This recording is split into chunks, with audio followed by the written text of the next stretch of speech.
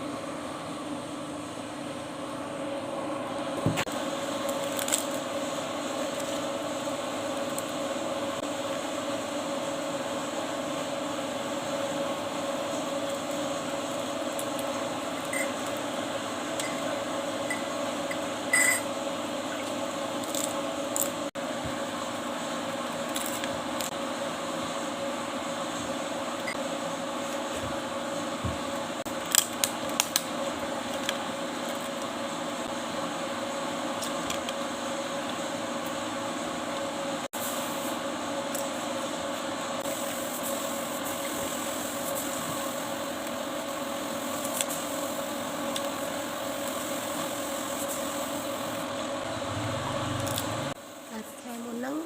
2500ហើយនឹងពីគ្រាប់500វាតែ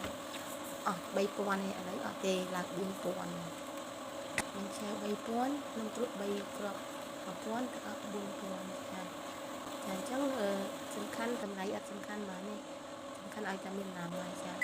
អញ្ចឹងវាមានគាត់ខ្ចប់មកមានបន្លែមានអីច្រើនមានជីមានអីចឹងណាអញ្ចឹងវាខាងខ្ញុំហ្នឹងគេហៅថាភីហ្សាខ្មែរបើអីមានគ្រប់មុខចឹងណាយើងអត់ញ៉ាំភីហ្សាគេយើងញ៉ាំភីហ្សាយើងគឺហៅថាភីហ្សាខ្មែរយើងអីច្រើនពេលណាតនេពួកខ្ញុំតែងតែដល់កំពុងគ្នាចាក់តោះនំគ្នាចាក់បាញ់ឆាវញ៉ាំអីនំគ្នាធ្វើភីហ្សាខ្មែរញ៉ាំអីចាអូគាត់ថាអូខេហ្នឹងអូម្នាក់មកអង្គគ្នាធ្វើច្រើននេះហើយទីសុបាយមែនតើជុំគ្នាច្រើនដល់ពេលនៅដល់ពេលមកអញ្ចេះទៅនឹកឃើញឃ្លានទៅទិញមកប្រទេសញ៉ាំទៅបើសិននៅស្រុកនេះ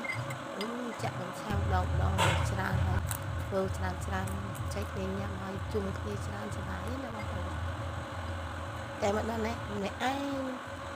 ហើយលើហ្នឹងនេះឬសំដែងគេធ្វើអីនៅចិត្តផ្ទះនេះនឹងលាន់នេះ